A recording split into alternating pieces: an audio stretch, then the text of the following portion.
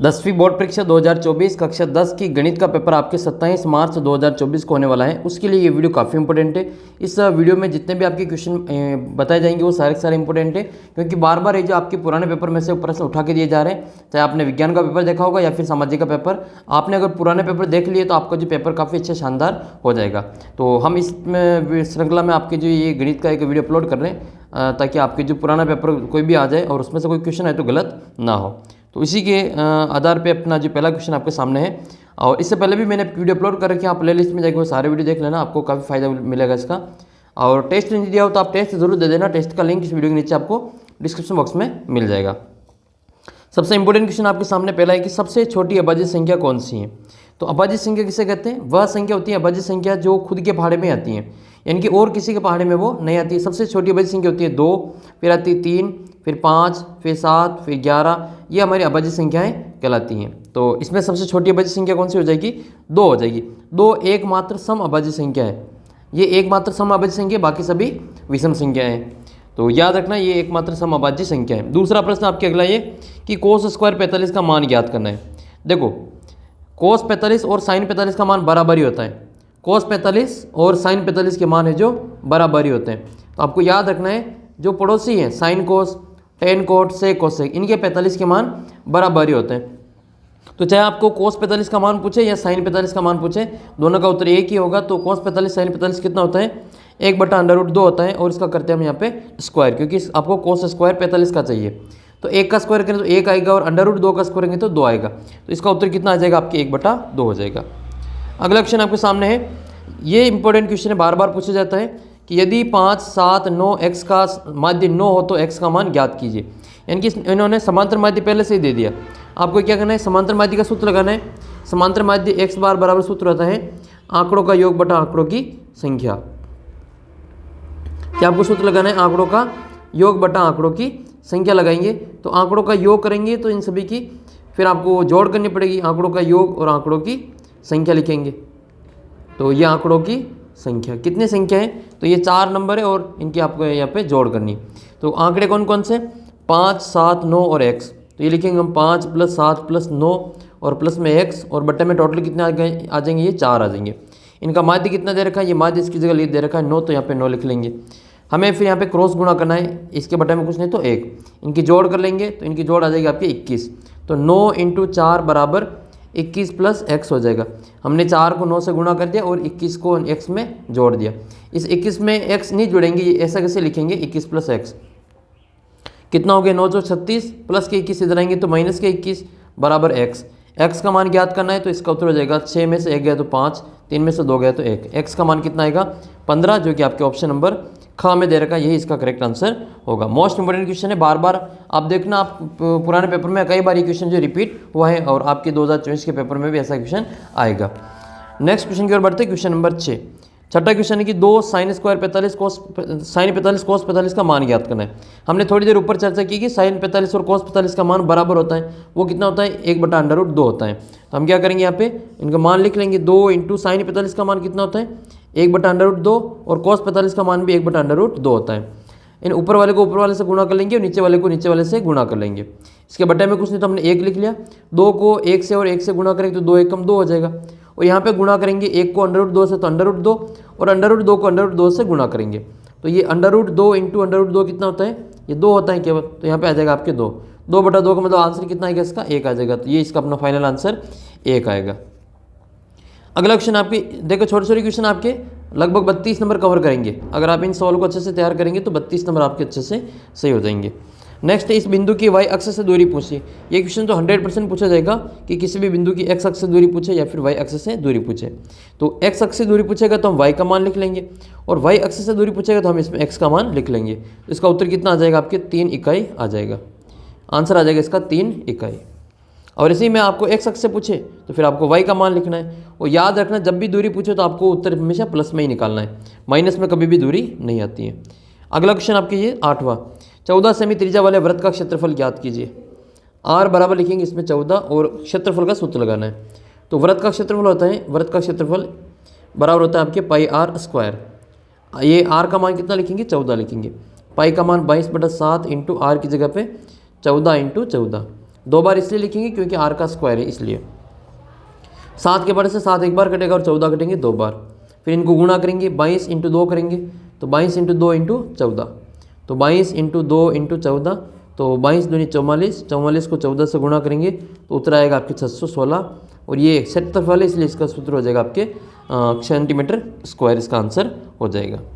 Next question की ओर बढ़ते हैं, क्वेश्चन नंबर 9। 9वें क्वेश्चन में आपसे पूछा गया है कि एक पासे को एक बार फेंकने पर सम अंक आने की प्रक्रिया ज्ञात कीजिए। जब एक पासे को एक बार फेंकेंगे तो उसके ऊपर कितने अंक आएंगे, तो कुल परिणाम जो होंगे वो आपके 6 परिणाम होते हैं। एक पासे को एक बार फेंकते हैं तो इसके कुल परिणाम 6 प्राप्त होते हैं। वो कौन कौन से होते हैं, 1, 2, 3, 4, 5 और 6। इनमें से सम अंक कौन सा है, तो सम अंक हो जाएगा आपके, सम अंक होगा 2, 4 और 6। तो अनुकूल परिणाम कितना होगा, अनुकूल परिणाम, तो अनुकूल परिणाम हो जाएंगे आपके 3। अनुकूल परिणाम बराबर 3 और कुल परिणाम बराबर 6। तो प्रायिकता का सूत्र क्या होता है, तो प्रायिकता बराबर सूत्र होता है अनुकूल परिणामों की संख्या बटे कुल परिणामों की संख्या। आपको ये अनुकूल परिणाम की संख्या ऊपर लिखनी है और कुल परिणाम की संख्या नीचे लिखनी है। तो 3/6 यानी कि 1/2 इसका उत्तर होगा। अगर आपको इसमें सम की जगह पे विषम पूछे तो आपको सम की जगह पे यहाँ पे विषम कर देना बस। विषम संख्या कौन कौन सी होती है, विषम संख्या होती है आपकी, यहाँ पे विषम लिखेंगे हम, विषम ये होती है आपकी 1, 3 और 5। अनुकूल परिणाम 3, कुल परिणाम 6, इसका भी उत्तर 1/2 होगा। विषम की जगह तुम्हें अभाज्य संख्या पूछे तो भी इसका उत्तर यही आएगा। अभाज्य में कौन कौन सी आती है, 2, 3 और 5। अनुकूल परिणाम 3, कुल परिणाम 6, उत्तर आएगा इसका 1/2। सभी के आंसर सेम ही होते हैं, सम का, विषम का और अभाज्य का, सभी का उत्तर 1/2, 1/2, 1/2 ही आएगा। अगला क्वेश्चन देखते हैं खंड ब में, ये भी इंपॉर्टेंट क्वेश्चन है। आपके एक क्वेश्चन एलसीएम एचसीएफ का फिक्स पूछा जाएगा। अभाज्य गुणनखंड विधि से 44 और 99 का आपको महत्तम समापवर्तक एचसीएफ ज्ञात करना है। ये ज्ञात करने के लिए आपको अभाज्य गुणनखंड करने पड़ेंगे। तो सबसे पहले 44 44 के गुणनखंड, फिर आपको 99 99 के गुणनखंड। 44 में सबसे पहले भाग देंगे 2 का, तो 2 का भाग जाएगा इसमें 22 बार, फिर 2 का भाग देंगे 11 बार, फिर 11 का ही भाग जाएगा 1 बार। 99 में 3 का भाग जाएगा जो 33 बार जाएगा, 33 में 3 का भाग देंगे 11 बार, और 11 में 11 का जाएगा 1 बार। तो इसको हम यहाँ पे लिख लेंगे, इसको लिखेंगे यहाँ पे 44 को लिखेंगे 2 × 2 × 11 और 99 को लिखेंगे 3 × 3 × 11। एचसीएफ ज्ञात करना है, तो जब भी आपको एचसीएफ ज्ञात करना हो याद रखना जो चीज़ दोनों में कॉमन है उसको लिखेंगे। केवल 11 कॉमन दिखाई दे रहे तो आपके एचसीएफ हो जाएगा आपके 11, बस ये इसका आंसर आपको लिख लेना है। एचसीएफ कितना आ जाएगा आपके 11 आ जाएगा। मान लो इसका आपको एलसीएम भी ज्ञात करना हो, इसी सवाल में आपको एलसीएम ज्ञात करना हो तो आपको जो दोनों में कॉमन है उसको तो लिखना ही है। ये 11 तो आपको लिखना ही है, जो बची हुई संख्या है 2 2 और 3 3 इसको भी गुणा करके लिखेंगे। 2 × 2 × 3 × 3 इसको गुणा करेंगे तो ये हो जाएगा आप 2 2 4 और ये हो जाएगा 3 3 9। तो 11 × 4 × 9, फिर इसको गुणा करेंगे 11 चौक 44 × 9, 9 से 44 को गुणा करेंगे तो 9 चौक 36 हंसल के 3, 9 चौक 36, 37, 38 और 39, तो 396 तो इसका एलसीएम होगा और 11 इसके एचसीएफ होंगे। आपको ये भी चेक करना हो कि a × b बराबर एलसीएम × एचसीएफ ज्ञात करो तो भी हम ज्ञात कर लेंगे। a का मान इसमें 44 लिखेंगे, b का मान 99 लिखेंगे, बराबर एलसीएम लिखेंगे 396 और एचसीएफ लिखेंगे 11। इनको गुणा करेंगे तो दोनों उत्तर आपके बराबर आएंगे। ये सवाल देखो छठी प्रश्नावली का 6.2 का बहुत ही सरल सवाल है, ये हर बार आपके आएगा और पहले भी आया हुआ और आपके 2024 के पेपर में भी छपे गए। इसमें आपसे देखा कि दी गई आकृति में DE ये इसके समांतर हैं BC के, ये दोनों रेखाएं समांतर हैं। तो ये थेल्स प्रमेय पर आधारित है कि ये दोनों रेखाएं अगर समांतर हैं तो इनका जो अनुपात है ये वाला AD और DB का अनुपात वो AE और EC के अनुपात के बराबर होता है। अगर सवाल में ये अनुपात ये समांतर दे रखी है तो इनका अनुपात क्या हो जाएगा, बराबर हो जाएगा। तो हम यहाँ पे लिखेंगे क्योंकि ये DE समांतर हैं BC के तो इसका जो अनुपात है वो बराबर होगा। तो ये लिखेंगे हम AD बटे ये आ जाएगा AD बटे DB बराबर AE और बटे में EC आ जाएगा। अब जो दे रखा है इनके मान लिख लेंगे। ये AD कितना दे रखा है 3 दे रखा है तो इसकी जगह 3 आ जाएगा। DB कितना है 6 है और AE कितना है 4 है और आपको EC ये ज्ञात करना है, ठीक है, ये वाला हमें ज्ञात करना है। इनके मान लिख लो, AD बराबर ये 3 है और DB बराबर 6 है, बराबर AE बराबर 4 है और ये EC हमें ज्ञात करना है तो EC की जगह EC ही रख लेंगे। अब देखो ये थेल्स प्रमेय से लिख रहे हैं कि ये अगर समांतर है तो इसका अनुपात बराबर होगा। तो ये 3 के पार से काट देंगे, 3 एकम 3 और 3 दूनी 6। आपको ज्ञात करना है इसमें EC का मान, तो ये 1 को इसी से गुणा करेंगे और 4 को 2 से गुणा करेंगे तो EC बराबर कितना हो जाएगा 2 × 4 और 2 चौक कितने होते हैं 8 सेंटीमीटर इसका आंसर आ जाएगा। ये सवाल आपकी जो 5वीं प्रश्नावली का है, वेरी वेरी मोस्ट इंपोर्टेंट है, समांतर श्रेणी का। यदि एक टैक्सी का किराया 15 किलोमीटर के लिए 12 रुपये है ना, प्रथम किलोमीटर के लिए 12 रुपये है, और इसके बाद आने वाले प्रति किलोमीटर के लिए यह किराया 9 रुपये हो जाएगा। तो 15 किलोमीटर की यात्रा के लिए कुल किराया ज्ञात कीजिए। यानी कि पहला पद जो है इसका कितना है, ए बराबर कितना दे रखा आपको, ए बराबर दे रखा आपको 12, और फिर आपके हर एक किलोमीटर में अंतर कितना आ जाएगा, फिर 9 का अंतर आ जाएगा। तो दूसरा किलोमीटर में कितना रुपये लगेगा, 12 और 9 लगेंगे, तो 12 + 9 बराबर दूसरा आपके 21 हो जाएगा। तो ये आपके डी का मान हो जाएगा, इसमें 9 रुपये प्रत्येक किलोमीटर के अब आगे से लगेंगे। हमें कितने किलोमीटर का किराया ज्ञात करना है, 15 किलोमीटर का, तो एन बराबर कितना आ जाएगा आपके 15 आ जाएगा। इसमें हमें एनवा पद का मान ज्ञात करना है, तो ये आ जाएगा आपके यहाँ पे ये कह रहे हैं कि 15 किलोमीटर की यात्रा के लिए कुल कितना किराया लगेगा। तो इसमें आपकी कुल किराया ज्ञात करना है, तो इसमें जो SN वाला सूत्र लगा के इसमें इसका योगफल ज्ञात करना है। तो SN वाला सूत्र लगेगा इसमें n/2 कोष्टक 2a + n-1 into D हो जाएगा। n की जगह कितना आएगा आपके 15 और बटे में 2 कोष्टक 2 × 12 प्लस n की जगह पे 15 - 1 इंटू डी का मान आपके 9। सोल्व करेंगे इसको हम यहाँ पे, तो 15/2 आ जाएगा, 15/2 कोष्टक ये 12 दूनी 24 प्लस 15 में से 1 गया तो 14 × 9। इन दोनों को हम गुणा करेंगे, फिर 24 में इसमें जोड़ देंगे, तो 15/2 और यहाँ पर इनमें 14 से 9 को गुणा करेंगे, यह आएगा आपके 24 प्लस 9 × 36 के 6 हासिल के 3, 9 और 3 12, 126 में हम जोड़ेंगे ये 24, तो कितने हो जाएंगे 150 हो जाएगा।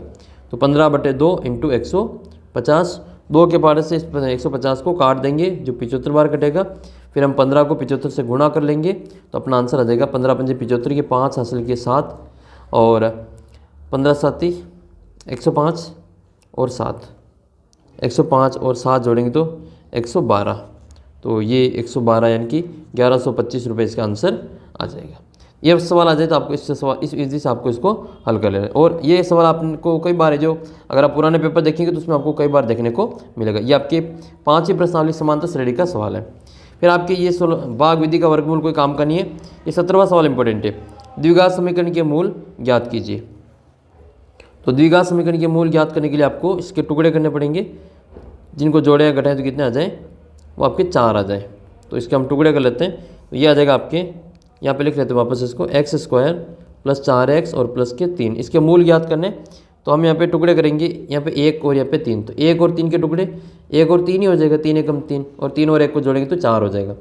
तो x² + x + 3x और प्लस में 3, इसमें से कॉमन निकालेंगे हम, x कॉमन निकाल लेंगे, तो x + 1 बचेगा, और यहाँ पे हम 3 कॉमन निकालेंगे प्लस के, यहाँ बचेगा आपके x + 1।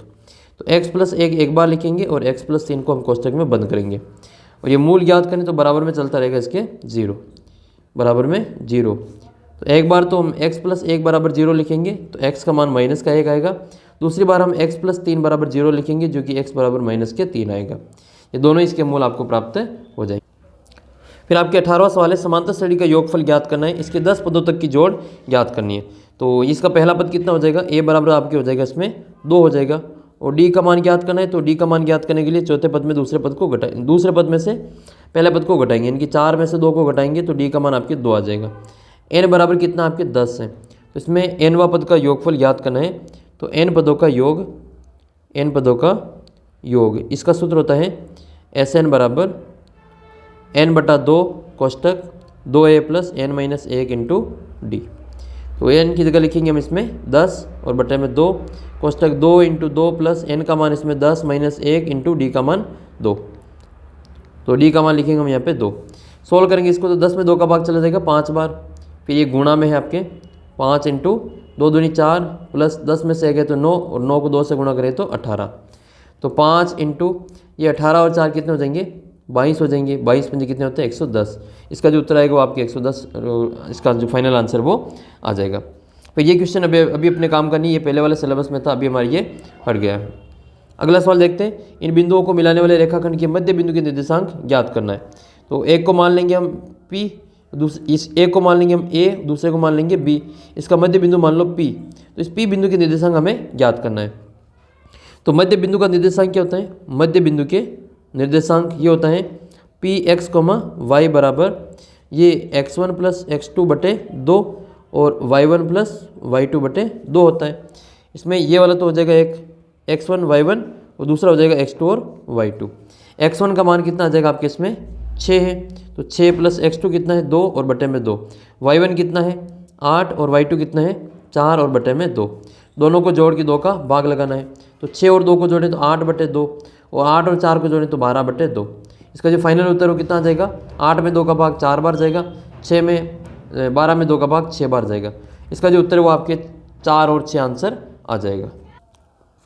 ये सवाल 21वां की दी गई आकृति में एक जीवा की लंबाई है 8 सेंटीमीटर और वृत्त के केंद्र से 3 सेंटीमीटर दूरी पर स्थित है। वृत्त की त्रिज्या ज्ञात कीजिए। ये जीवा कहलाती है, ये वृत्त की जीवा कहलाती है। वृत्त पर स्थित 2 बिंदुओं को मिलाने वाला रेखाखंड जीवा कहलाती है। और ये जो इसको जब हम लंबवत खींचेंगे तो ये जीवा को 2 बराबर भागों में बांटेगा। तो 2 बराबर भागों में बांटेगा तो ये टोटल 8 है, तो ऐसी बराबर कितना हो जाएगा टोटल यहाँ से यहाँ तक हो जाएगा आपके 4 सेंटीमीटर। तो ये आपको ये वाली त्रिज्या ज्ञात करनी है। तो इसमें हमें कर्ण ज्ञात करना है। एक समकोण त्रिभुज बनेगा इसमें, तो ये आपका ये 3 है, ये 4 है, तो आपको ये वाला कर्ण ज्ञात करना है। इसमें लगेगा आपको पाइथागोरस प्रमेय। तो पाइथागोरस प्रमेय क्या होते हैं, वो होता है कर्ण स्क्वायर बराबर आधार स्क्वायर प्लस लंब स्क्वायर। आधार इसमें 4 है तो 4 का स्क्वायर करेंगे, प्लस लंब इसमें 3 है तो 3 का स्क्वायर करेंगे। तो ये आ जाएगा 4 का स्क्वायर 16 प्लस 3 का स्क्वायर 9, 16 और 9 कितने हो गए 25। तो कर्ण का स्क्वायर बराबर 25 है, तो कर्ण बराबर अंडर रूट 25। तो कर्ण का मान कितना आएगा आपके 5 सेंटीमीटर आ जाएगा। फिर आपके इंपॉर्टेंट सवाल है ये प्रायिकता वाला। प्रायिकता वाला सवाल वेरी इंपॉर्टेंट है क्योंकि बार बार पूछा जाता है, हर बार ही आता है ये प्रायिकता वाला कि 52 पत्तों की अच्छी प्रकार से फेंटी हुई एक ताश की गड्डी में से एक पत्ता निकाला जाता है। तो निम्न के आने की प्रायिकता ज्ञात करनी, एक बादशाह आने की प्रायिकता ज्ञात करनी, एक बेगम आने की प्रायिकता ज्ञात करनी। तो 52 में से बादशाह कितने होते हैं, 52 में से बादशाह होते हैं 4 और 52 में से बेगम कितनी होती है, तो बेगम होती है 4।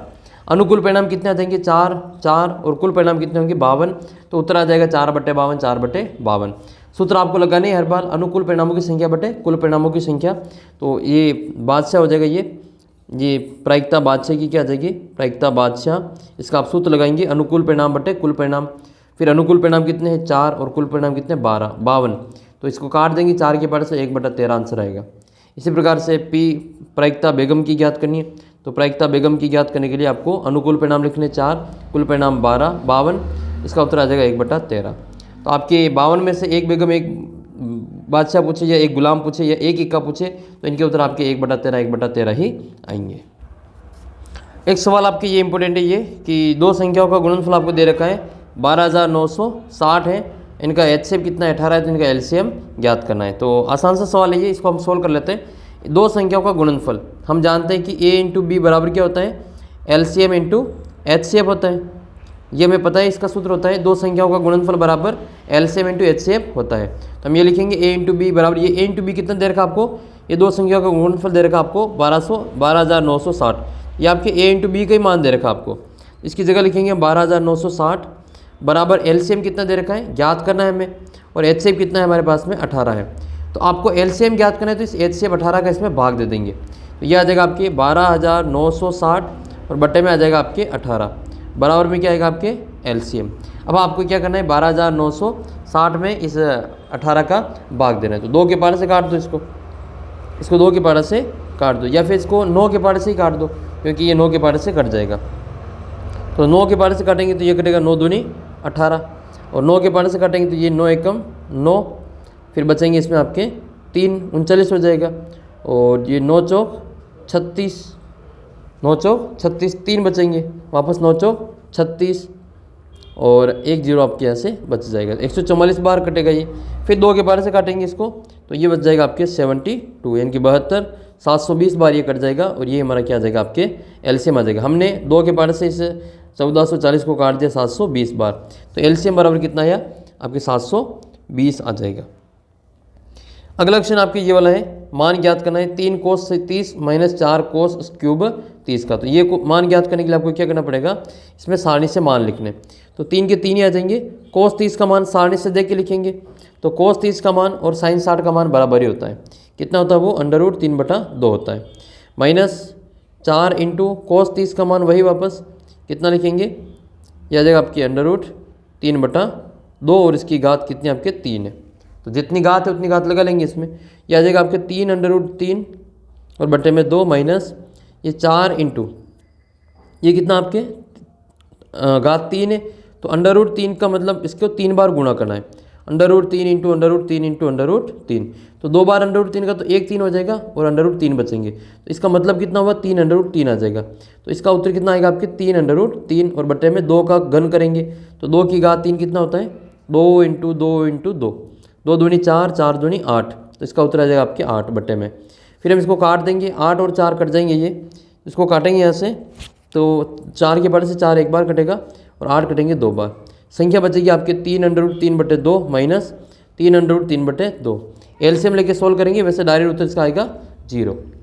एलसीएम लेके सोल्व करेंगे तो 2, फिर आपके 3 √3 माइनस 3 √3, ये इससे ये कट जाएगा, उत्तर आएगा आपके 0 बटे 2 बराबर 0। आंसर इसका निकालना है। ये सवाल 8.3 का अपने नहीं आएगा, इसको हम यहाँ से हटा देते हैं। नेक्स्ट क्वेश्चन की ओर बढ़ते हैं। क्वेश्चन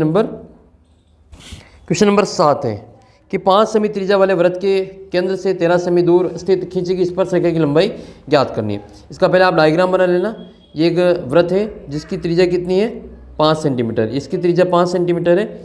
इसके केंद्र से, वृत्त के केंद्र से 13 सेंटीमीटर दूर कोई एक स्पर्श रेखा, बिंदु से स्पर्श रेखा खींची गई। ये 13 सेंटीमीटर दूर और यहाँ से इस वृत्त के ऊपर कोई एक स्पर्श रेखा खींची गई है। तो आपको ये वाली जो लंबाई है वो दे रखी है, ठीक है। ये तो 5 है और ये जो टोटल लंबाई है वो आपको दे रखी है, आपकी कितनी है, 13 है। ये हो जाएगी 13। आपको इस स्पर्श रेखा ये जो लंबाई है ये ज्ञात करनी है। इसको हम PQ मान लेते हैं, ये इसको O मान लेते हैं। तो ये PQ इसकी स्पर्श रेखा है और ये इसका केंद्र से दूरी है बाहर बिंदु की। वृत्त के बाहर स्थित बिंदु से वृत्त पर 2 स्पर्श रेखाएं खींच सकते हैं, जिसमें से एक की लंबाई दूसरी की लंबाई के बराबर आती है। तो आपको ये लंबाई ज्ञात करनी, तो ये एक त्रिभुज बनेगा, समकोण त्रिभुज। समकोण त्रिभुज में आपको ध्यान रखना है, ये अगर आपके 5 है और ये आपके 13 है तो ये हमेशा कितना आएगा, आपके 12 आएगा। कैसे आएगा देख लेते हैं। पाइथागोरस प्रमेय लगाएंगे इसमें। तो कर्ण स्क्वायर बराबर क्या होता है, आधार स्क्वायर प्लस लंब स्क्वायर। आधार का मान कितना है ज्ञात करना है, कर्ण कितना है 13, तो ये लगाएंगे हम 13 का स्क्वायर, प्लस आधार का मान हमें ज्ञात करना है PQ का स्क्वायर, प्लस लंब कितना है 5 है तो 5 का स्क्वायर करेंगे। 13 का स्क्वायर कितना होता है 169 बराबर PQ का स्क्वायर और प्लस में 5 का स्क्वायर 25। 169 को बराबर से इधर लाएंगे तो ये हो जाएगा आपके 169 माइनस 25 बराबर PQ का स्क्वायर। 125 में से 125 में से 169 में से 25 जाएगा तो 144 बराबर PQ का स्क्वायर। PQ का मान ज्ञात करें तो √144 बराबर PQ। PQ का मान कितना आ जाएगा आपके 144 का वर्गमूल आपके 12 सेंटीमीटर उत्तर आएगा इसका। तो इसका उत्तर कितना आएगा आपके 12 सेंटीमीटर। तो स्पर्श रेखा की लंबाई कितनी आपके 12 सेंटीमीटर, इसका आंसर आ जाए। अगला सवाल है फिर आपके ये क्वेश्चन नंबर 8 है। एक पासे को फेंकने पर 4 से छोटा अंक आने की प्रायिकता ज्ञात कीजिए। तो जब भी पासे को फेंकेंगे एक पासे को तो उसके कुल परिणाम कितने आएंगे, 6 परिणाम आएंगे। तो कुल परिणाम हो जाएंगे इसमें 6। तो कुल परिणाम कितना लिखेंगे 6, और 4 से छोटा अंक आने के अनुकूल परिणाम, 4 से छोटा अंक आने के अनुकूल परिणाम कितना हो जाएगा, वो हो जाएगा आपके 1 2 3। ये 4 से छोटा अंक आने के अनुकूल परिणाम है। तो अनुकूल परिणाम कितने आएंगे इसके, अनुकूल परिणाम आ जाएंगे आपके इसके 3। अनुकूल परिणाम बराबर 3। प्रायिकता बराबर सूत्र क्या होता है, प्रायिकता बराबर सूत्र होता है अनुकूल परिणामों की संख्या बटे कुल परिणामों की संख्या। सूत्र लगाएंगे तो 3 ऊपर लिखेंगे 6 नीचे लिखेंगे, उत्तर आएगा आपके 1/2 आंसर आ जाएगा। तो ये 4 से छोटा अंक आने की प्रायिकता के आंसर होंगे 1/2। अगला प्रश्न आपके ये 10वां क्वेश्चन है कि एक कार 3 मिनट में पहला, 6 मिनट में दूसरा, 9 मिनट में तीसरा यातायात सिग्नल पार करती है। तो 13वां सिग्नल पार करने में उसको कितना समय लगेगा वो ज्ञात करना है। तो 13वें सिग्नल में उसको कितना टाइम लगेगा वो बताना है। तो पहले सिग्नल पे कितना है, पहले सिग्नल पे 3 मिनट लग रहा है, दूसरे सिग्नल पे 6 मिनट लग रहा है और तीसरे सिग्नल पे उसको 9 मिनट लग रहा है। ऐसे आपको बताना है कि वो 13वां सिग्नल पार करेगी तो उसको कितना टाइम लगेगा। तो ये एक समांतर श्रेणी बन गए आपके। पहला पद आपके 3 है, 3 का इसमें अंतर है और आपको इसमें 13वां पद ज्ञात करना है। तो इसमें nवां पद का सूत्र लगाएंगे। तो पहला पद कितना लिखेंगे 3, d बराबर कितना हो जाएगा 6 - 3 बराबर 3 हो जाएगा, और n बराबर हमें ज्ञात करना है 13। तो nवां पद का सूत्र लगाएंगे, an बराबर a + n - 1 इंटू डी। पहला पद कितना है 3 + n का मान 13 - 1 इंटू डी का मान कितना है 3 है। तो 3 + 13 में से 1 गए तो 12, 12 इंटू 3 करेंगे तो 3 + 12 दिया 36, 36 और 3 जोड़ेंगे तो 39, यानी कि 13वां मिनट जो सिग्नल पार करेगी उसको कितना समय लगेगा, 39 मिनट का समय उसको लगेगा। तो इसका जो आंसर आएगा वो कितना आएगा आपके 39 मिनट आएगा। फिर आपके इंपोर्टेंट सवाल है ये, पहला क्वेश्चन आपके सामने है। ये क्वेश्चन है कि एक समांतर श्रेणी में सार अंतर ज्ञात करना है। तो इसमें अगर आपको सार्वंतर ज्ञात करना है तो सार्वंतर ज्ञात करने के लिए आपको क्या करना पड़ेगा, जिसमें पदों की संख्या उसको घटाना पड़ेगा। पद को घटाएंगे यानी कि ये तो हो जाएगा इसका पहला पद, ये हो जाएगा इसका दूसरा पद, ये इसका तीसरा, ये इसका चौथा पद। तो सार्वंतर ज्ञात करने के लिए आपको सूत्र होता है सार्वअंतर, ये इसका सूत्र होता है डी बराबर दूसरा पद माइनस पहला पद। तो दूसरा पद का मान कितना है, 5 है, तो 5 में से पहला पद 2 को घटा लेंगे, तो 5 माइनस 2 बराबर उत्तर कितना आ जाएगा आपके 3 आ जाएगा। तो ये सार्वंतर बराबर 3 आएगा। मान लो इसमें आपको ज्ञात करना हो प्रथम पद, तो प्रथम पद कितना हो जाएगा, ए बराबर आपके जो पहला नंबर का पद है 2, वो इसका उत्तर हो जाएगा आपके 2 आंसर। तो प्रथम पद और सार्वंतर आपको इस प्रकार से सवाल में ज्ञात कर लेना है। अगला प्रश्न है, इस बिंदु की y अक्ष से दूरी बतानी है। जब भी y अक्ष से दूरी बतानी हो तो आपको उसका x का मान लिख लेना। इसका उत्तर कितना आ जाएगा आपके 3 इकाई आ जाएगा, क्योंकि y अक्ष से दूरी पूछे तो हम x का मान लिखेंगे और x अक्ष से दूरी पूछे तो हम फिर y का मान लिख लेंगे। 14 सेमी व्यास है, उसकी त्रिज्या ज्ञात करनी है। तो हमें पता है कि व्यास बराबर क्या होता है, 2 इंटू त्रिज्या।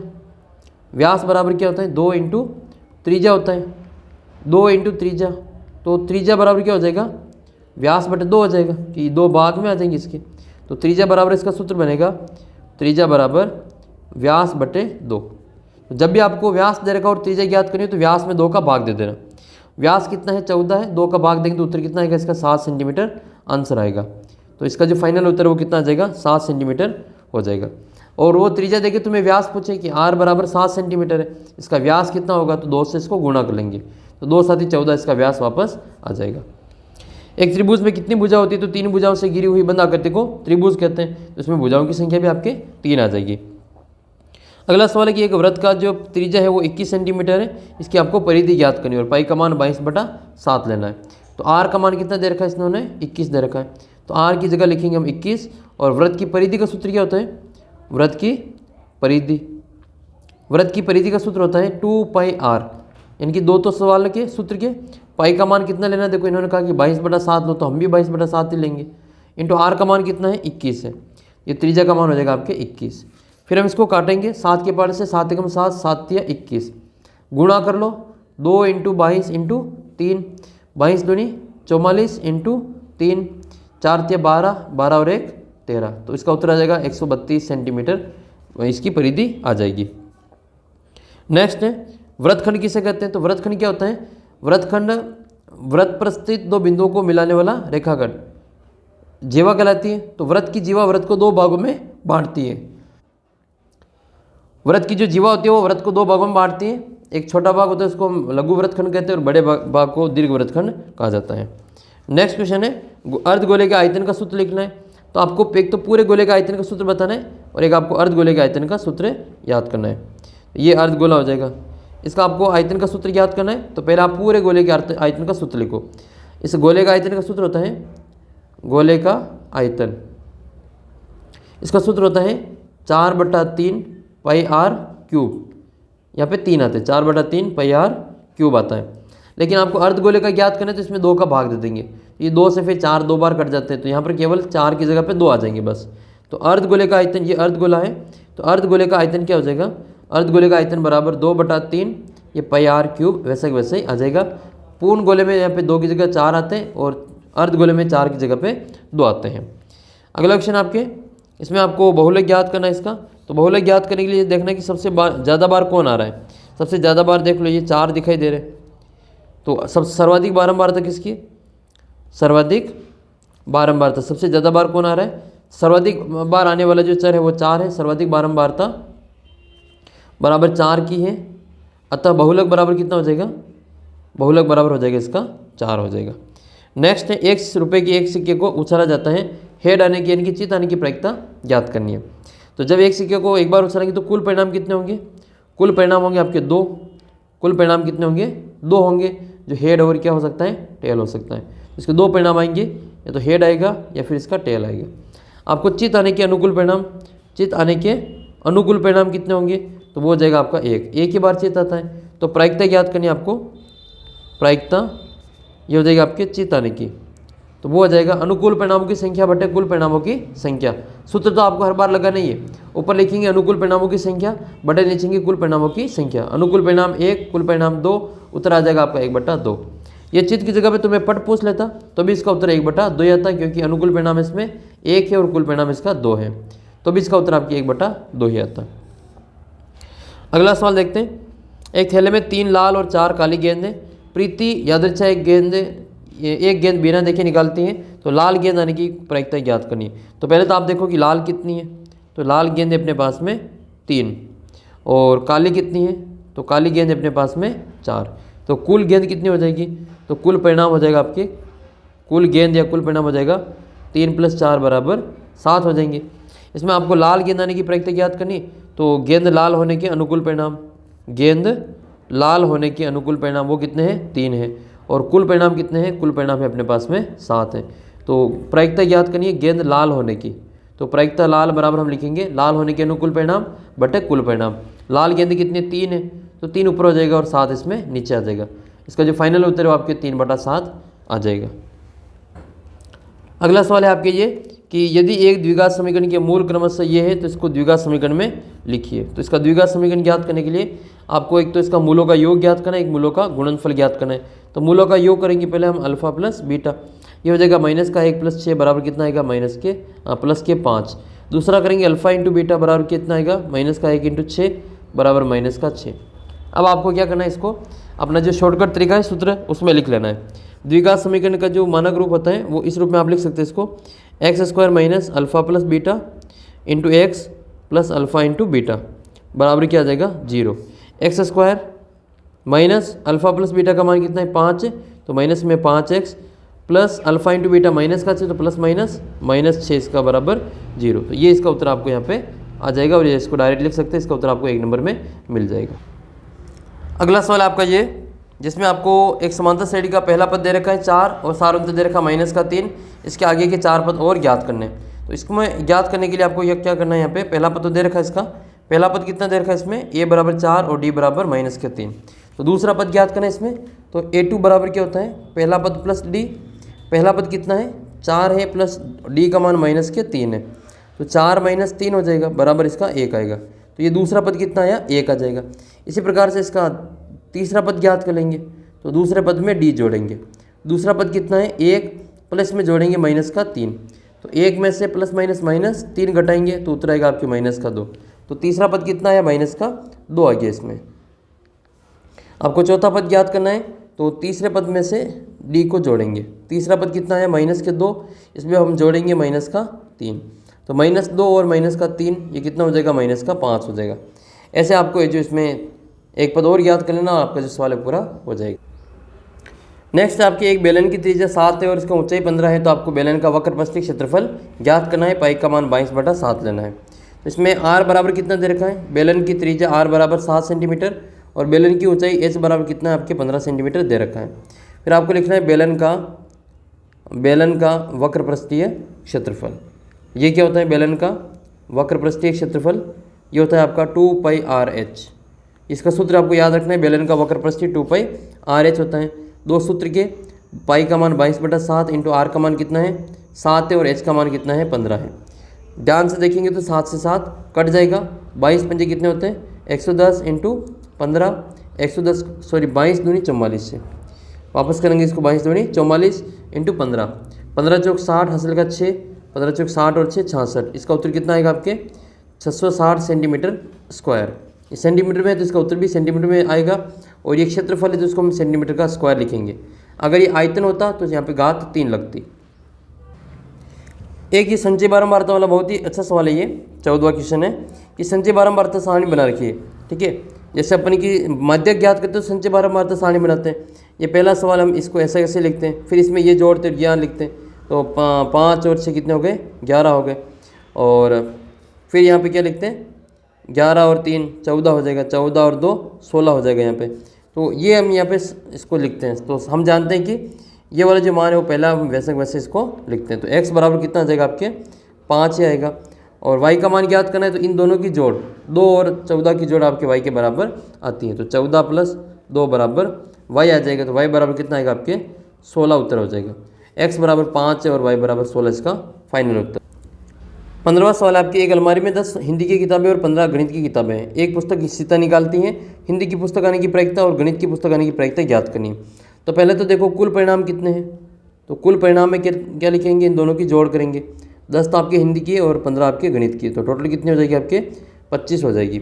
अब आपके हिंदी के अनुकूल परिणाम कितने हैं, तो हिंदी के तो आपके इसमें है 10 और गणित की कितनी है, तो गणित के आपके इसमें गणित के अनुकूल परिणाम वो आपके 15। आपको ज्ञात करनी है प्रायिकता ज्ञात करनी है हिंदी की, तो प्रायिकता हिंदी बराबर लिखेंगे हिंदी के अनुकूल परिणाम बटे कुल परिणाम। हिंदी की संख्या कितनी है 10 और कुल संख्या कितनी है 25, इसको 5 के पारे से काटेंगे 2/5 इसका उत्तर आ जाएगा। आपको प्रायिकता ज्ञात करनी मान लो गणित की, तो प्रायिकता गणित लिखेंगे बराबर गणित के अनुकूल परिणामों की संख्या 15 बटे कुल परिणामों की संख्या 25, 5 के पारे से काटेंगे 3 बार और 25 कटेंगे 5 बार, 2/5 और 3/5 इसके आंसर होंगे। फिर आपके इंपॉर्टेंट सवाल है ये 2023 में भी आया और इससे पहले भी आ रखा है कि 196 के अभाज्य गुणनखंडों की घातों का योगफल ज्ञात कीजिए। जिसमें आपको 196 के ऐसे अभाज्य गुणनखंड करने 196 2 का भाग देंगे, तो ये 19 में भाग चला जाएगा 9 बार, 9 दूनी 18, एक बचेगा 16, फिर 2 का भाग 16 में 8 बार चला जाएगा। 2 का भाग देंगे ये 49 बार जाएगा, 49 में 7 का भाग जाएगा 7 बार और 7 में 7 का 1 बार जाएगा। अब हम क्या करेंगे, इसको यहाँ पे घात के रूप में लिखेंगे, तो 196 बराबर क्या हो जाएगा 2 × 2 × 7 × 7, इसका घात रूप लिखेंगे तो 2 की घात 2 हो जाएगी और 7 की घात 2 हो जाएगी।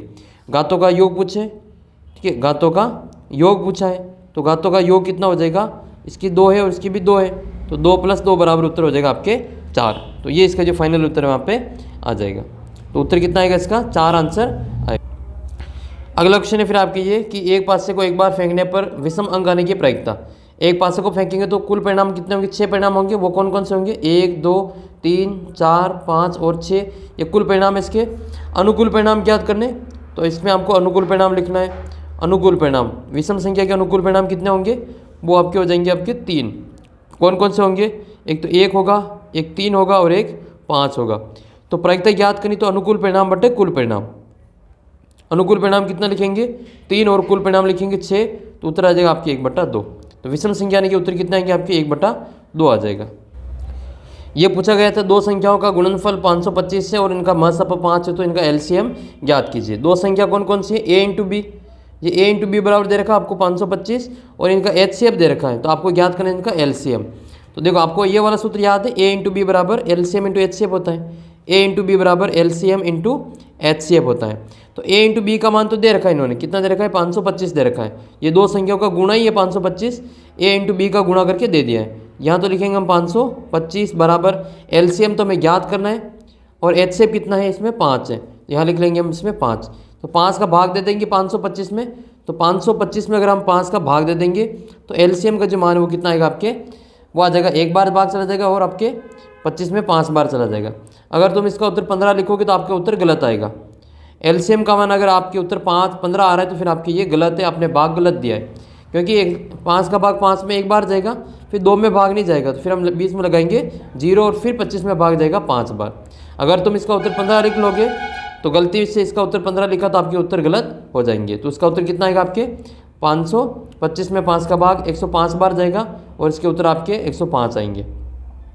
ये उसी प्रकार से जैसे ये 216 वाला है, अपन 216 के गुणनखंड करते हैं कि 216 में हम भाग देते हैं 2 का और डायरेक्ट हम 18 लिख लेते हैं, वैसा ये इसके साथ में हो रहा है। देखो अगर तुम 5 का भाग 525 में दोगे तो 15 उत्तर अगर डायरेक्ट लिख लोगे तो उत्तर गलत है। ये 108 बार आता है, 18 उत्तर इसका नहीं आता है। वैसे इसका 15 नहीं आता, 105 आता है, ध्यान रखना इसको।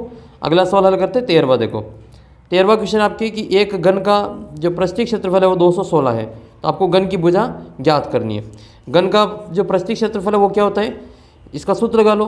घन का पृष्ठीय क्षेत्रफल होता है आपके पास में घन का संपूर्ण पृष्ठीय क्षेत्रफल, इसका सूत्र होता है आपके, ये कितना देर का 216 और इसका क्षेत्रफल होता है 6 × भुजा का स्क्वायर, 6 × भुजा स्क्वायर बराबर 216। आपको भुजा ज्ञात करनी है तो हम 6 को हटाएंगे ऐसे, तो a स्क्वायर बराबर 216 और बटे में 6, तो 6 का भाग दे दो 216 में, तो a स्क्वायर बराबर कितना आ जाएगा, ये 6 का भाग देंगे तो 6 का भाग जाएगा इसमें 3 बार, 6 × 18, 3 बचेंगे 36 हो जाएगा, 6 × 36, तो a स्क्वायर बराबर 36 है, तो a बराबर कितना आएगा आपके √36। √36 का मतलब कितना होता है 6 सेंटीमीटर होता है। तो भुजा कितनी आ जाएगी इसकी 6 सेंटीमीटर भुजा आ जाएगी। इसका आयतन ज्ञात करने के लिए कहे तो फिर आपको इसका सूत्र लगाना है। घन का आयतन क्या होता है, भुजा क्यूब घन का आयतन होता है भुजा क्यूब, इनकी 6 का घात 3, 6 इंटू 6 इंटू 6, 6 का घन कितना होता है 216। तो याद रखना ये सवाल इंपॉर्टेंट बनता है कि अगर घन की भुजा 6 सेंटीमीटर है, घन की भुजा 6 सेंटीमीटर है तो उसका पृष्ठीय क्षेत्रफल और उसका आयतन बराबर आता है। तो पृष्ठीय क्षेत्रफल आपके 6 है और इसका आयतन बराबर, ये भुजा बराबर 6 है तो इसका आयतन और क्षेत्रफल 216 फिक्स है, सेम ही आएगा इसमें। अगला सवाल आपके ये 14वां है। एक अर्धगोले की त्रिज्या दे रखी है आपको 7 सेंटीमीटर, इसका आपको संपूर्ण पृष्ठीय क्षेत्रफल ज्ञात कर लेना है। तो अर्धगोले का जो संपूर्ण पृष्ठीय क्षेत्रफल होता है, अर्धगोले का संपूर्ण पृष्ठीय क्षेत्रफल, इसका सूत्र होता है 3πr²। तो 3 इंटू पाई का मान 22/7 इंटू आर का मान कितना है 7 है, तो ये हो जाएगा आपके 7 इंटू 7। 7 इंटू 7 क्यों लिखा, क्योंकि 7 का स्क्वायर, इसलिए 7 से 7 कट गए और 22 को 3 से गुणा करेंगे, 22 दिया 66 इंटू 7 गुणा करेंगे तो 6 7 42 के 2 हासिल के 4 और 42 और 4 कितने हो जाएंगे 46 हो जाएंगे। इसका उत्तर कितना आ जाएगा आपके 462 आ जाएगा।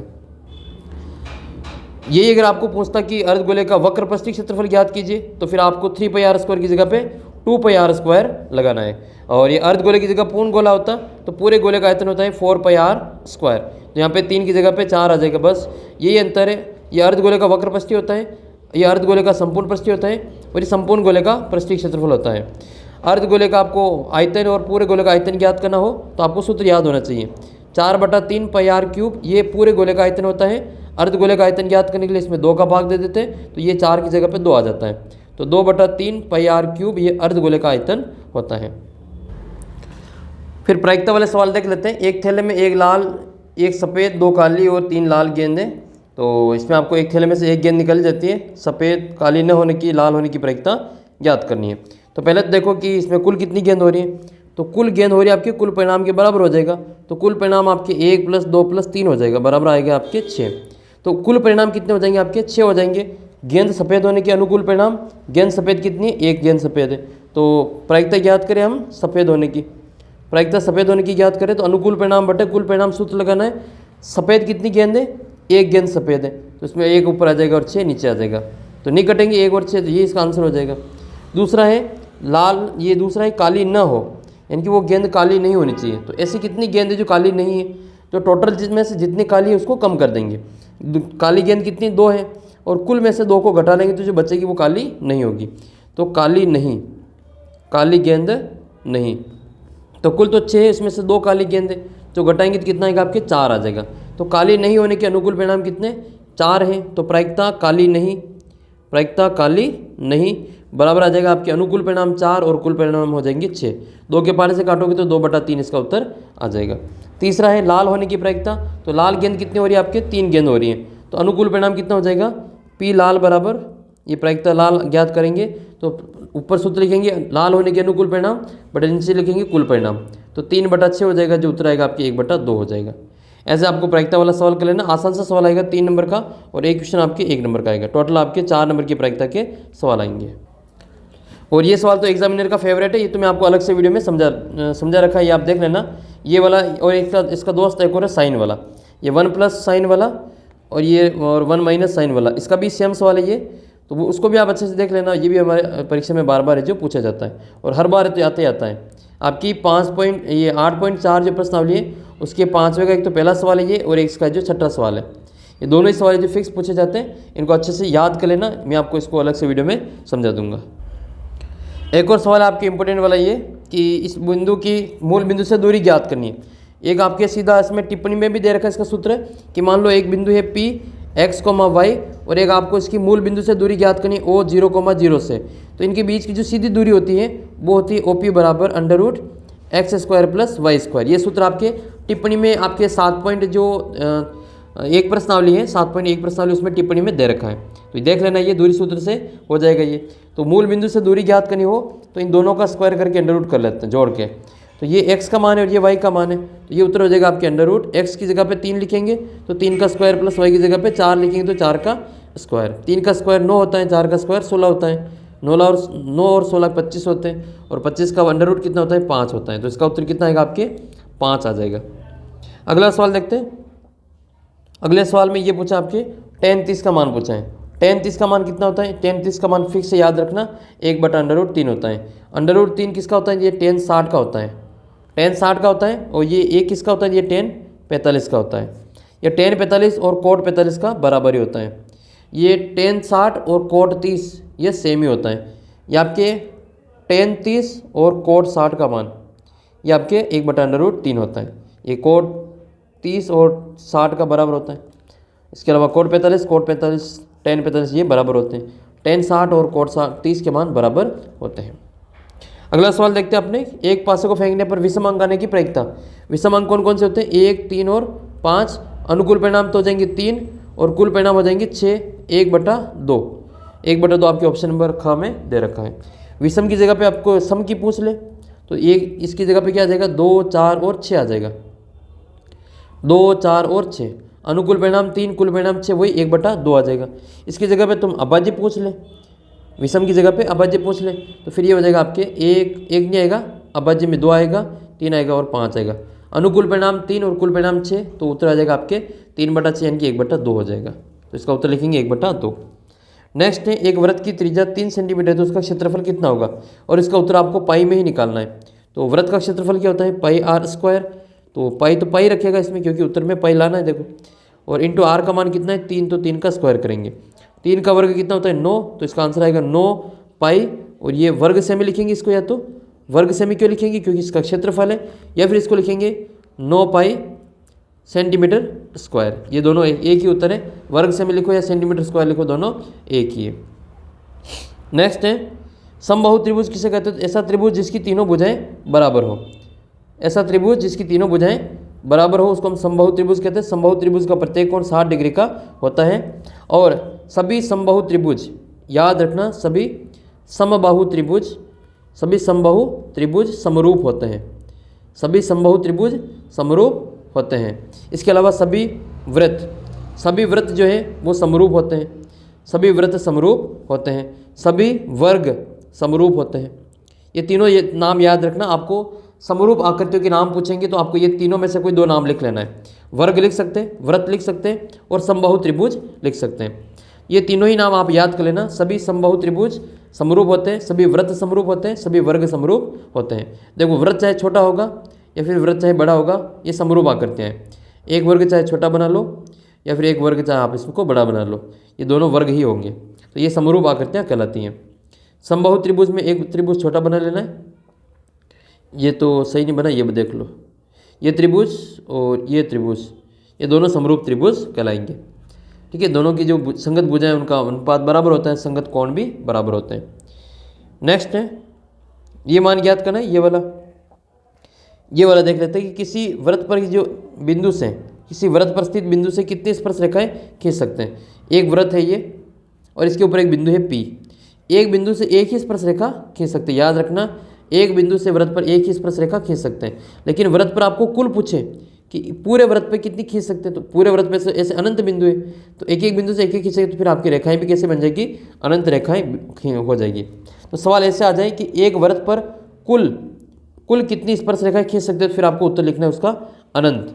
लेकिन एक बिंदु पर स्थित बिंदु से कितनी खींच सकते हैं, फिर आपके एक ही उत्तर इसका लिखना है। बिंदु मान लो वृत्त के अंदर है, वो बिंदु मान लो वृत्त के अंदर है, तो वृत्त के अंदर स्थित बिंदु से एक भी स्पर्श रेखा नहीं खींच सकते। ये फिर आपकी स्पर्श रेखा नहीं होगी, कौन सी रेखा हो जाएगी, ये छेदक रेखा हो जाएगी। और छेदक रेखा वृत्त को 2 बिंदुओं पे काटती है। अगर वृत्त के बाहर है ये बिंदु वृत्त के बाहर है, तो फिर हम इसके ऊपर 2 स्पर्श रेखाएं खींच सकते हैं। एक स्पर्श रेखा यहाँ से और एक स्पर्श रेखा यहाँ से। तो वृत्त के बाहर स्थित बिंदु से वृत्त के ऊपर 2 स्पर्श रेखा खींच सकते हैं, और दोनों स्पर्श रेखाओं की जो लंबाई होती है वो लंबाई हमेशा बराबर आती हैं। तो ये PT1 बराबर PT2 आता है। वृत्त पर स्थित वृत्त के बाहर स्थित बिंदु से 2 स्पर्श रेखा खींच सकते हैं, दोनों की लंबाइयाँ बराबर होती हैं। तो ध्यान रखना, इसको अच्छे से आपको करना है, एक भी क्वेश्चन इसका गलत नहीं होना चाहिए। इसके अलावा वृत्त की त्रिज्या, एक मिनट, ये वृत्त का त्रिज्या, वृत्त और वृत्त की त्रिज्या, ये तो क्या बन गया, अंडा बन गया। ये वृत्त है और ये इसकी त्रिज्या है। वृत्त की त्रिज्या और उसके जो स्पर्श रेखा होती है एक दूसरे में 90 डिग्री का कोण बनाती है। और वृत्त की त्रिज्या और उसकी जो स्पर्श रेखा का उभयनिष्ठ बिंदु है उसको हम स्पर्श बिंदु कहते हैं। ये बिंदु स्पर्श बिंदु कहलाता है, इसको स्पर्श बिंदु कहते हैं। वृत्त की सबसे बड़ी जीवा व्यास होती है। वृत्त की सबसे बड़ी जीवा क्या होती है, व्यास होती है, जो कि उसके केंद्र से होकर गुजरती है। ये इसका व्यास कहलाता है और ये इसकी सबसे बड़ी जीवा है। वृत्त की सबसे बड़ी जीवा होती है, सबसे बड़ी जीवा होती है जो कि इसका व्यास कहलाती है। ये वाला सवाल भी हल कर लेते हैं। साइन 60 का मान होता है √3/2 इंटू cos 30 का मान यही होता है सेम √3/2 प्लस साइन 30 का मान होता है 1/2 और cos 60 का मान भी होता है आपके 1/2। इनको सोल्व करेंगे तो √3 को √3 से करेंगे तो ये 3 आ जाएगा ऊपर और बट्टे में आएंगे 2 दूनी 4 प्लस 1 को 1 से गुणा करेंगे तो 1 और बट्टे में 2 दूनी 4, 3/4 और 1/4 को जोड़ेंगे, लघुत्तम आएगा 4, 3 + 1 करेंगे उत्तर आ जाएगा 4/4 बराबर 1। तो इसका उत्तर आपके कितना आएगा, 1 आंसर आएगा। ये सवाल फिर से टपक गया। देखो ये दो संख्याओं का गुणनफल 1080 है, इनका महत्सप 30 है, तो इनका लसप ज्ञात करना है। 1000 बार तो ये क्वेश्चन आ चुका होगा अब तक, 1000 बार तो ज़्यादा हो गए, मजाक की बात हो गई, लेकिन ये सबसे ज़्यादा बार अब तक आया हुआ है। ये a × b दे रखा है और ये आपका HCF दे रखा है, आपको इसका LCM ज्ञात करना है। तो इसका सूत्र होता है, हम जानते हैं कि a × b बराबर LCM × HCF होता है।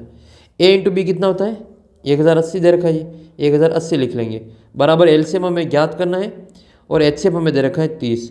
तो इस LCM ज्ञात करने के लिए 30 को हटाएंगे यहाँ से, इधर गुणा में इधर आएगा तो भाग में, 1080 बटा कितना आ जाएगा आपके 30 आ जाएगा, बराबर आएगा आपके LCM। 0 से 0 कटेगा, 108 में 3 का भाग देंगे तो ये भाग चला जाएगा आपके 10 में 3 बार जाएगा, 1 बचेगा 18, 3 बार भाग चला जाएगा, 3 × 18।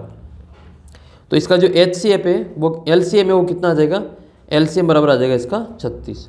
तो ऐसे सवाल आपके फिक्स आने ही वाले हैं, तो इनको आपको अच्छी प्रकार से सोल्व करना। अगला सवाल देखते हैं, इसमें इन दोनों बिंदुओं की मध्य दूरी ज्ञात करनी है। इन दोनों बिंदुओं की मध्य दूरी ज्ञात करी तो ये P बिंदु हो जाएगा, ये वाला Q बिंदु हो जाएगा, ये x1 और y1 हो जाएगा और ये वाला x2 और y2 हो जाएगा। दूरी सूत्र लगाएंगे हम इसमें, दूरी सूत्र ये क्या होता है, दूरी सूत्र होता है PQ बराबर √x2 - x1 का whole square plus y2 - y1 का होल स्क्वायर। अंडर रूट लगाएंगे, x2 का मान कितना लिखा है इसमें, x2 का मान इसमें आपके 7 है, तो 7 - x1 आपके 1 है, तो 7 में से 1 को घटाएंगे प्लस 10 में से 2 को घटाएंगे, तो 10 - 2 इसका होल स्क्वायर करेंगे, ये आ जाएगा आपके 7 में से 1 गए तो 6 का स्क्वायर प्लस 8 में से 2 जाएंगे तो 10 में से 2 जाएंगे तो 8 का स्क्वायर। दोनों को वर्क करेंगे तो 6 का स्क्वायर 36, 8 का स्क्वायर 64 होता है, 8 × 8 = 64। दोनों को जोड़ेंगे तो उत्तर आएगा आपके 100। 100 किसका वर्ग है, 10 का वर्ग है, तो उत्तर आ जाएगा आपके 10 सेंटीमीटर का, या 10 इकाई लिख लेना है, सेंटीमीटर नहीं इकाई लिखना, क्योंकि इसको दूरी को किसी न किसी में मापा जाता है। तो इसका जो उत्तर है वो कितना हो जाएगा आपके 10 इकाई, इसका आंसर हो जाएगा। नेक्स्ट क्वेश्चन की ओर बढ़ते हैं। क्वेश्चन नंबर है 12 तो कर लिया हमने। इसका अगला सवाल देखते हैं। दो समरूप त्रिभुज, इनके भुजाओं का अनुपात ज्ञात करें जबकि इनके क्षेत्रफल का अनुपात दे रखा है। जब भी इनका क्षेत्रफल का अनुपात देते हैं तो इसका अंडर रूट कर लेना है ना। ये जो दे रखा है 36 अनुपात आपके 49, तो इनका आपको अंडर रूट कर लेना है, तो उसका उत्तर आ जाएगा आपके 6:7। बस ये इसका आंसर आ जाएगा। नेक्स्ट है, एक पासे को उछालने पर 3 से छोटा अंक आने की प्रयत्नता। तो एक पासे को उछालेंगे तो 3 से छोटा अंक तो 2 ही आएंगे, 1 और 2। अनुकूल परिणाम तो आपके हैं, ये आपके 1 और 2 अनुकूल परिणाम है, और कुल परिणाम कितने हो जाएंगे, 6 हो जाएंगे, 1 से लगाकर 6 तक गिनती। तो प्रायिकता बराबर क्या हो जाएगी, प्रायिकता हो जाएगी आपके अनुकूल परिणामों की संख्या बटे कुल परिणामों की संख्या। अनुकूल परिणाम 2, कुल परिणाम 6, उत्तर आएगा 1/3 आ जाएगा। फिर आपके अगला सवाल है ये, इन समांतर श्रेणी के 12 पदों तक योगफल ज्ञात करना है। तो पहला पद कितना है, पहला पद है 1, डी का मान ज्ञात करेंगे तो 3 में से 1 को घटा लेंगे, कितना आएगा आपके 2 आ जाएगा, और n बराबर कितना आपके 12 है। आपको इसमें n पदों का योगफल ज्ञात करना है। इसमें लिखेंगे हम इसका सूत्र n पदों का योग, n पदों का योगफल ये सूत्र होता है Sn बराबर n/2 कोष्टक 2a + n - 1 × d। इसका सूत्र होता है n की जगह पे 12 लिखेंगे, बटे में 2 लिखेंगे, और 2 × a का मान कितना है 1 है, प्लस n का मान कितना है 12 है, तो 12 - 1 × d का मान कितना है, d का मान 2 है, तो इसको 2 से गुणा कर लेंगे।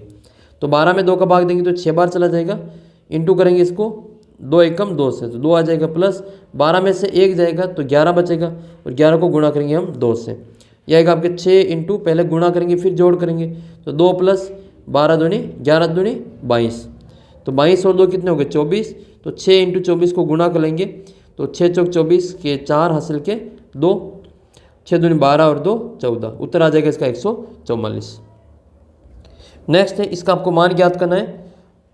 3 tan² 60, कुछ नहीं इसमें, 3 tan 60 का मान कितना होता है, √3 होता है, इसका स्क्वायर करेंगे, ठीक है, प्लस 4 साइन 30 का मान कितना होता है, साइन 30 का मान होता है 1/2, तो 4 इंटू 1/2 का स्क्वायर, माइनस कोस 60 का मान कितना होता है, जितना कि साइन 30 का होता है। साइन 30 कोस 60 का मान दोनों सेम ही होता है, इसका भी उत्तर 1/2 ही आएगा और इसका स्क्वायर करेंगे।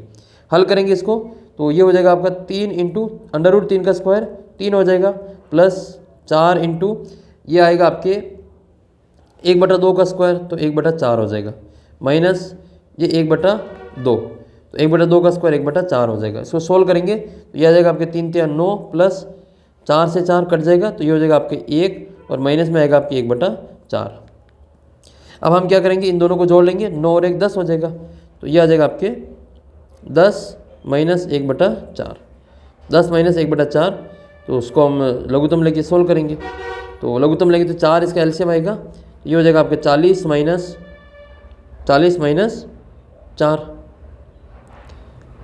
माइनस 1 मिनट, इसको वापस इनके लघुत्तम लेंगे, इसको जोड़ते नहीं यही से करते, इसको बटे में 1/1, तो ये हो जाएगा आपके लघुत्तम 4, 1 का भाग 4 बार, 4 को 9 से गुणा करें तो 9 4 9 36 प्लस 1 का भाग 4 बार, 4 को 1 से करें तो 4 माइनस 1 बार, 1 को 1 से गुणा करें तो 1, तो ये हो जाएगा 40 माइनस 1/4 यानी कि 39/4 इसका आंसर होगा।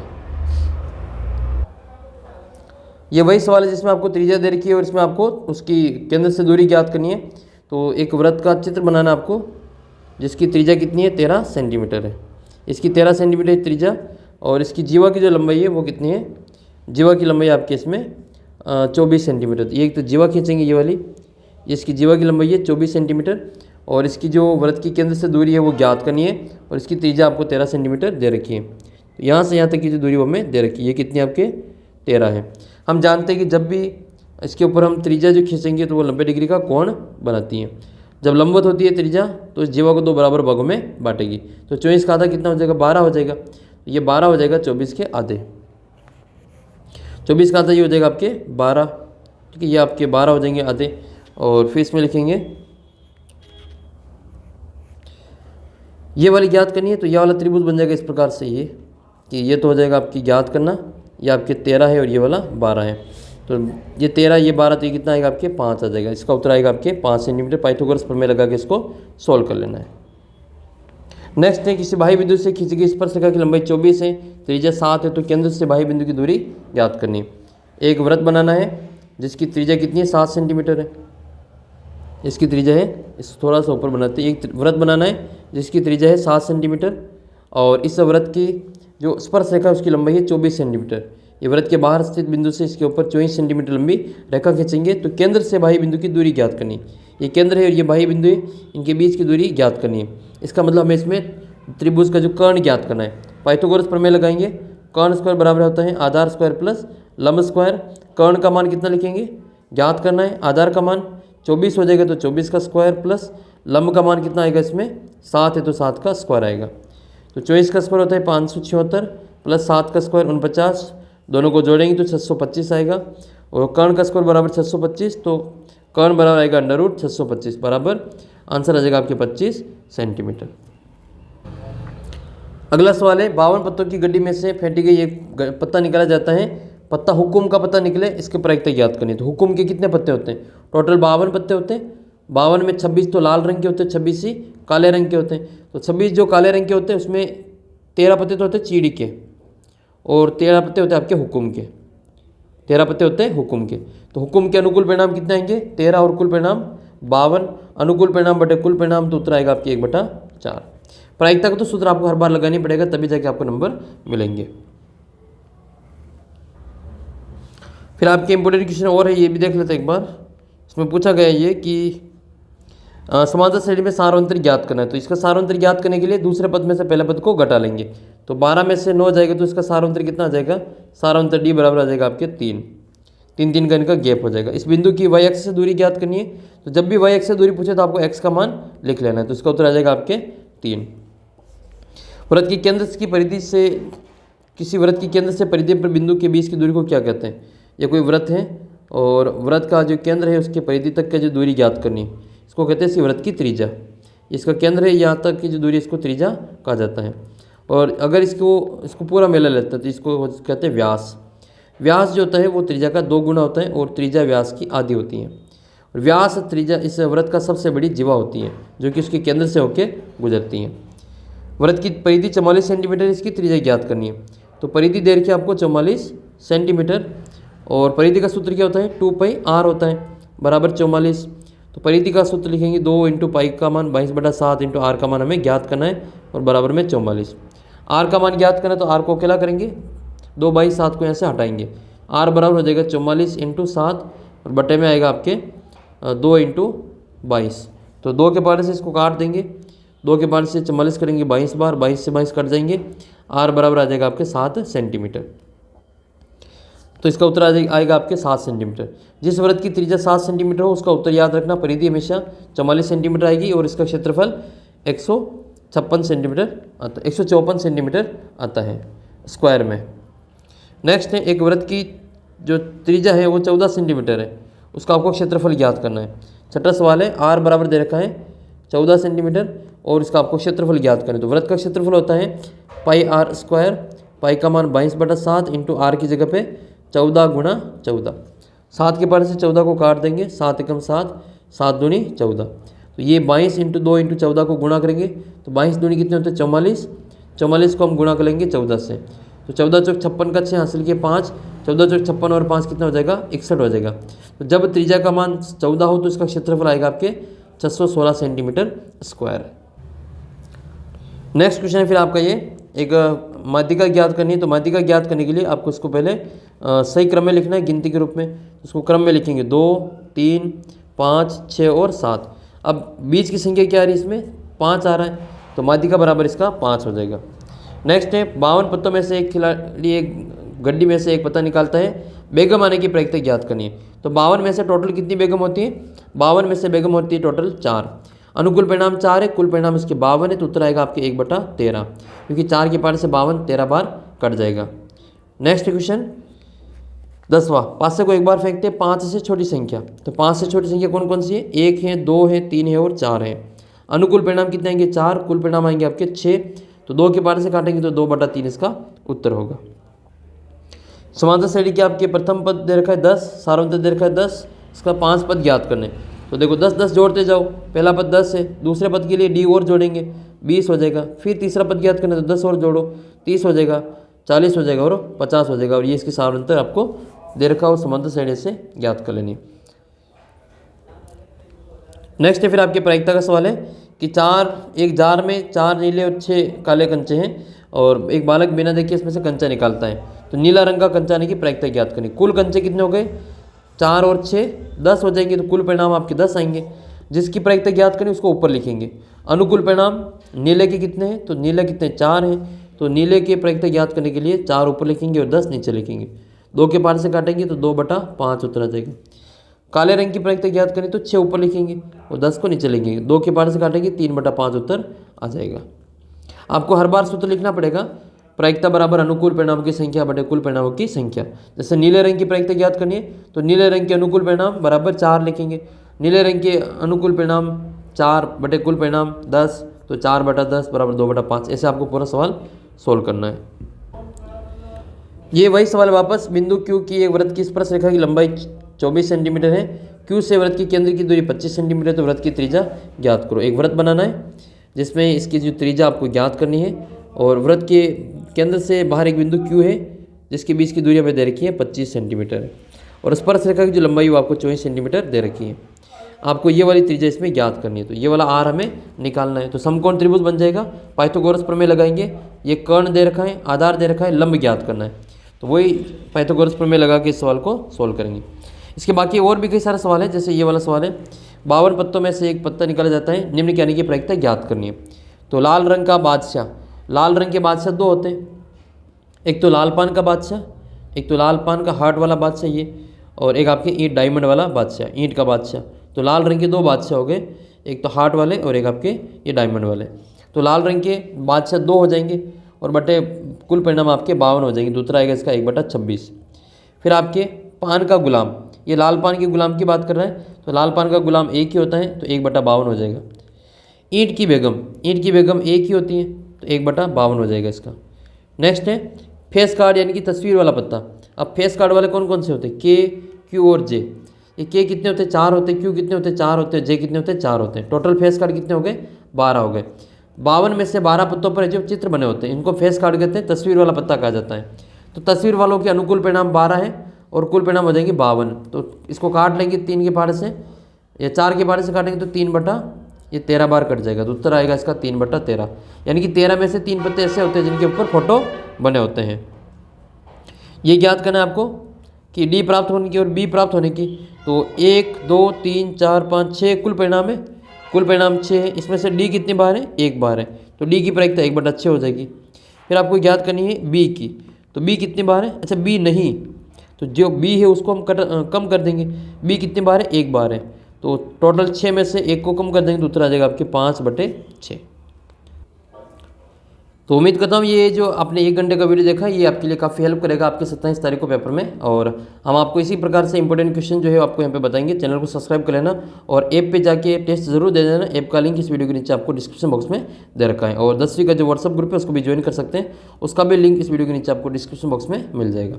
तो मिलते हैं आपको अगले वीडियो में, तब तक जय हिंद जय भारत। वीडियो को शेयर जरूर करना और चैनल को सब्सक्राइब कर लेना।